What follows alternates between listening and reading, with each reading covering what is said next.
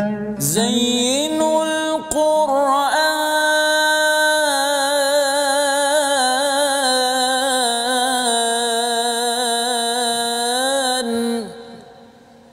Zainul Quran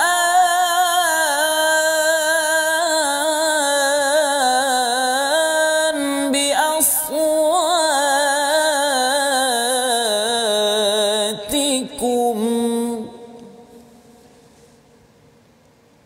Assalamualaikum warahmatullahi wabarakatuh.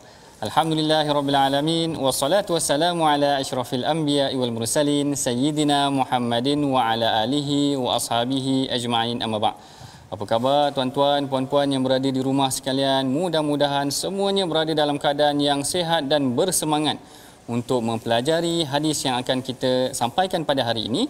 Seperti biasa, rancangan My Hadis Time Rasulullah Suri Teladan akan meneroka setiap halaman dan mengeluarkan satu tema dan mengeluarkan hadis untuk kita fahami apa yang telah termaktub di dalam ayat tersebut. Seperti biasa, saya mulakan dulu dengan satu hadis bagi permulaan pengajian kita pada hari ini, iaitu hadis yang disampaikan daripada Abdullah bin Khubayb. Beliau pada satu hari keluar pada malam yang sangat gelap dan keluar pada malam yang ketika itu sedang berlakunya hujan. Dia kata, natlubu Rasulullah, kami mencari Rasulullah sallallahu alaihi wasallam sehinggalah mereka berjumpa dengan Rasulullah dan Rasulullah bertanya kepada mereka, asallaitum? Rasulullah tanya kepada mereka, mereka kata kami belum salat lagi, sehinggalah berlaku sedikit perbincangan sehinggalah Rasulullah berpesan kepada mereka. Rasulullah kata, ucapkanlah tiga perkara ini, iaitu qul huwallahu ahad wal muawwidzatain, iaitu qul a'udzu birabbil falaq dan qul a'udzu birabbin nas. Rasulullah kata hina tumsi wa hina tusbih, ketika pagi dan ketika petang. Maka Rasulullah kata takfika min kulli syai, kamu akan terselamat daripada perkara yang tidak elok. Baik, seperti biasa bersama dengan saya Ustaz Husaini. Apa khabar? Alhamdulillah doktor, sihat doktor ya. Alhamdulillah. Ustaz Husaini nampak merah hari ni ya. Merah Semangat. menyala doktor. Merah menyala. Baik. Baik, seperti biasa kalau tuan-tuan masih lagi ingat perbincangan kita sebelum ini, ada yang membincangkan tentang hukum hakam, ada yang membincangkan tentang kepentingan solat dalam berkeluarga. Maka pada hari ini perbincangan kita juga ada sedikit perkaitannya tapi lebih tinggi sikit, iaitu mungkin ada akan berkaitan dengan kepimpinan juga pada hari ini. Tapi sebelum tu mari bersama kita dengarkan dahulu bacaan yang akan disampaikan oleh Ustaz Husaini kita. Silakan Ustaz. Terima kasih doktor. Baik, insya-Allah tuan-tuan dan puan-puan yang dirahmati Allah Subhanahu wa taala, ayuh sama-sama kita buka halaman yang ke-40, kita melihat ayat yang ke-247 suratul Baqarah. Kita lihat apakah pesanan dan wahyu Allah yang ingin disampaikan kita. Mudah-mudahan menjadi iktibar untuk kita insya-Allah. A'udzubillahi minasyaitonir rajim. وقال لهم نبيهم إن الله قد بعث لكم طالوت ملكا قالوا أنى يكون له الملك علينا ونحن أحق بالملك منه ولم يؤت سعة من المال قال إن الله اصطفاه عليكم وزاده بسطة في العلم والجسم والله يؤتي ملكه من يشاء والله واسع عليم. Sadaqallahul Azim. Begitulah bacaan yang disampaikan oleh Ustaz Husaini tadi. Kalau tuan-tuan perhatikan dalam halaman yang ke-40 daripada muka surat yang dibacakan, sebenarnya dalam halaman ini Allah Ta'ala memperincikan ataupun menceritakan tentang Bani Israel, yang mana mereka meminta daripada Nabi mereka diutuskan seorang pemimpin. Lalu apabila diutuskan seorang pemimpin untuk memimpin perang, tiba-tiba dia tak nak. Yang ni kelakar sikit kisah Bani Israel ni. Kalau tuan-tuan hayati daripada awal surah Baqarah, sebenarnya banyak diceritakan tentang karenah Bani Israel, dan salah satu karenahnya adalah mereka telah Allah Ta'ala lantik seorang pemimpin daripada kalangan mereka, tetapi mereka tidak berkeinginan untuk menerima pemimpin tersebut. Lalu Allah Ta'ala jelaskan bahawa kelebihan pemimpin ini iaitu Talut ini, dia mempunyai ilmu dan kekuatan. Jadi hadis kita pada hari ini adalah berkaitan tentang bagaimana kepimpinan itu mesti disertai dengan ilmu dan kekuatan. Maka mari sama-sama tuan-tuan kita bacakan pada hari ini hadis yang diriwayatkan oleh Al-Imam Bukhari yang menyebutkan an Abdullah bin Amr bin Al-As qala sami'tu Rasulullah sallallahu alaihi wasallam yaqul innallaha la yaqbidul ilma intiza'an yantazi'uhu minal ibad walakinna yaqbidul ilma biqabdil ulama hatta idza lam yubqi 'aliman ittakhadha an-nasu ru'usan juhalan fasu'ilu faftau bighairi ilmin fadallu wa adallu. Maksudnya daripada Abdullah bin Amr bin Al-As, beliau berkata, aku mendengar Rasulullah sallallahu alaihi wasallam bersabda, sesungguhnya Allah tidak akan mencabut ilmu dengan mencabutnya sekaligus daripada manusia, akan tetapi Allah mencabut ilmu dengan cara mewafatkan para ulama, iaitu mematikan para ulama, sehingga apabila sudah tidak tersisa ataupun tidak ada lagi orang yang berilmu, maka manusia akan mengangkat pemimpin daripada kalangan orang-orang yang jahil. Apabila mereka ditanya, mereka berfatwa tanpa ilmu, mereka itu adalah golongan yang sesat dan menyesatkan. Hadis ini diriwayatkan oleh Al-Imam Bukhari. Perhatikan hadis ini sebenarnya sangat menarik tuan-tuan. Boleh dikaitkan juga dengan ayat yang kita bacakan tadi, yang mana kepimpinan yang Allah Ta'ala melantik seorang pemimpin itu adalah daripada kalangan orang yang mempunyai ilmu dan mempunyai kekuatan. Wazadahu bastatan fil ilmi wal jismi.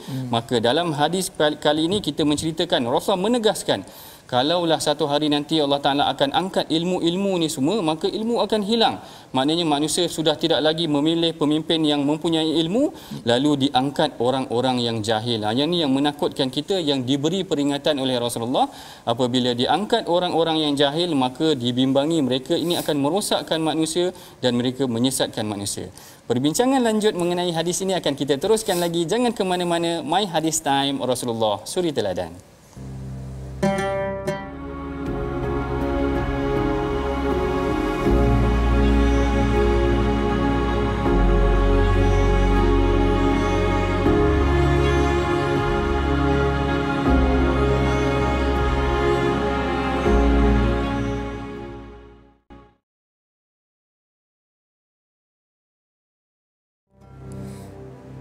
Alhamdulillah, kembali kita sekali lagi dalam rancangan My Hadis Time Rasulullah Suri Teladan. Tuan-tuan dan puan-puan, sebentar tadi kita telah pun mendengar hadis yang dibacakan oleh Dr. Sanusi sebentar tadi mengenai kepentingan ilmu dalam pemimpin. Jadi tuan-tuan dan puan-puan, ayuh kita tengok pula siapakah yang meriwayatkan hadis ini.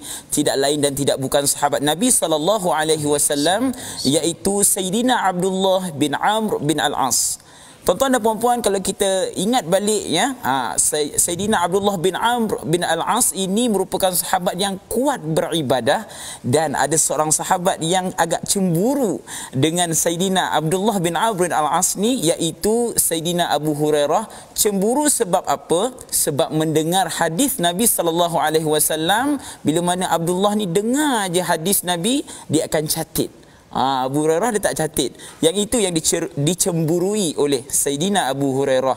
Ya doktor ya? Ya, kalau kita tengok sahabat ni, dia kata sangat kuat yang beribadah, bahkan masa lepas perang tu dia terus pergi solat doktor ya. Sayyidina Abdullah bin Amr bin Al-As ni. Betul. Betul. Baik. Tuan-tuan puan-puan yang dirahmati Allah sekalian, mari sama-sama kita perhatikan slide yang kita sediakan untuk mengenali siapakah dia perawi kita pada hari ini, iaitu beliau adalah Sayyidina Abdullah bin Amr bin Al-As ataupun Amru Al-As. Beliau adalah seorang yang zuhud dan kuat beribadah, seperti mana yang disebutkan oleh Ustaz Husaini tadi. Beliau pernah menangis ketika teringat mengenai neraka. Masya Allah, yang ni adalah satu sentuhan yang benar-benar menghayati mengenai tentang ketakutan beliau terhadap neraka. Dan beliau juga adalah, Rasulullah pernah berpesan kepada beliau, bukan sekadar menghidupkan amalan malam, malah amalan siang juga, iaitu menghidupkan ibadah pada siang hari. Baik, kalau kita perhatikan sini ada 2-3 poin yang penting juga yang boleh saya kongsikan ataupun kita kongsikan kepada tuan-tuan pada hari ini. Yang pertamanya, sebenarnya Sayyidina Abdullah bin Amr ni ada riwayatkan satu perkara yang Rasulullah pernah pesan kepada dia. Rasulullah kata kepada Abdullah, ya Abdullah, la takun mithlu fulan. Dia kata kepada Abdullah bin Amr, wahai fulan, wahai Abdullah, jangan jadi seperti seorang lelaki ni. Dia kata yaqumul lail, dia bangun malam, wa taraka qiyamul lail, tetapi dia meninggalkan qiyamul lail. Yang kadang-kadang begini pun berlaku juga agak kita ustaz-ustaz ni, kita bangun malam tapi pergi kencingnya. Dia kencang tak apa, dia boleh pergi tengok bola, dia boleh tengok macam-macam. Tapi Rasulullah kata dia jaga malam tetapi dia meninggalkan qiyamul lail. Abdullah bin Amr bin Al-As ni, kalau tuan-tuan perhatikan berdasarkan biodata ataupun sirah dia, beliau adalah seorang pemuda yang rajin beribadah sehingga Rasulullah tegur dia. Kerana zuhud dan rajin beribadah ni sampai kena tegur dengan Rasulullah kerana terlalu fokus pada beribadah sehingga dibimbangi meninggalkan urusan dunia. Ini adalah perawi kita pada hari ini, iaitu Saidina Abdullah bin Amr bin Al-As. Baik, kita masuk kepada perbincangan kita yang utama, iaitu mempersiapkan pemimpin dengan ilmu. Perhatikan pada awal hadis tadi, Rasulullah menegaskan, dia kata innallaha la yaqbidul ilma. Allah Ta'ala tidak akan mencabut ilmu ni daripada dada kita ni. Mana tak adalah tiba-tiba hilang ilmu tu, mungkin juga kita lupa. Tetapi sekarang ni boleh ditulis dan sebagainya. Tetapi Rasulullah menyebutkan, dia kata tetapi Allah Ta'ala mengangkat ilmu ni dengan mematikan ataupun menyebabkan meninggalnya ulama ataupun meninggalnya para orang alim ni. Kalau Ustaz Husaini ingat lagi, baru-baru ni pada tahun ni jugalah yang meninggalnya Syekh Ali As-Sabuni. Syekh Ali As-Sabuni ni masya-Allah seorang yang alim dalam bidang tafsir. Menulis Safwatut Tafasir. Kemudian kalau saya belajar di Mesir dulu, ada kitab tentang tafsir ayat hukum. Maknanya tentang ayat-ayat hukum tu dikeluarkan daripada Al-Quran, kemudian dia menulis tentang ayat-ayat hukum. Menarik sebenarnya karangan yang ditulis oleh Syekh Ali As-Sabuni ni. Begitu juga kalau Ustaz Husaini ingat, pada tahun lepas seorang lagi Syekh yang meninggal juga, namanya Dr. Nuruddin Aitir ataupun Syekh Nuruddin Aitir. Seorang pakar ilmuwan dalam bidang hadis, menghasilkan karya yang banyak sangat dalam bidang hadis. Akhirnya Allah Ta'ala angkat, kita kehilangan tokoh-tokoh besar, seorang tokoh dalam bidang hadis, seorang tokoh dalam bidang tafsir ni tadi. Kedua-duanya akan hilang, maka hilanglah maknanya mutiara yang akan mereka ulas. Kalau tak sebelum ni mungkin kita boleh dengar daripada diorang, maka hilanglah ulama-ulama sebegini. Jadi yang ni yang Rasulullah tekankan, bila mana makin kurang ulama dan tidak digantikan dengan pelapis, maka dibimbangi ilmu itu akan semakin surut. Bila ilmu semakin surut, dibimbangi, kita tidak dapat mempersiapkan anak generasi muda kita dengan ilmu yang secukupnya sehingga kita melantik di kalangan orang-orang yang jahil. Yang ni yang kita bimbang. Yang ni bukan kita saja bimbang, maknanya Rasulullah sendiri bimbang. Rasulullah kata ittakhadhan nas ru'usan. Manusia mengangkat pemimpin daripada kalangan orang jahil. Syekh Mullah Ali Al-Qari menegaskan, dia kata yang dimaksudkan dengan kepimpinan di dalam hadis ini termasuklah khalifah, iaitu pemimpin besar yang pertama. Kemudian qadi juga termasuk dalam hadis ni. Kemudian mufti pun juga termasuk dalam hadis ni. Wa imaman wa syaikhan. Dan dia tegaskan kat sini bagaimana Al-Imam Nawawi menyebutkan tentang bagaimana kepimpinan ni termasuklah kepimpinan dunia dan juga kepimpinan agama. Yang ni yang kita takut Ustaz Husaini. Kalau kita tengok dalam ulama sekarang ni pun banyak yang ramai yang dah wafat, yang itu yang dimaksudkan hadis Nabi sallallahu alaihi wasallam, ilmu yang diangkat itu dengan mematikan ataupun mewafatkan ulama, para ilmuwan yang ada di muka bumi ini, doktor. Ini yang kita, kalau boleh kita kena sentiasa menghidupkan ataupun mewariskan para ilmuwan sehingga kita boleh melatih anak-anak generasi kita yang bakal menjadi pemimpin, mempersiapkan mereka dengan ilmu yang akan mereka jadikan sebagai pedoman ketika mereka menjadi pemimpin nanti. Baik, ada sedikit lagi perbincangan mengenai hadis ni. Kita akan lanjutkan lagi perbincangan selepas daripada ini. Jangan ke mana-mana. My Hadis Time, Rasulullah Suri Teladan.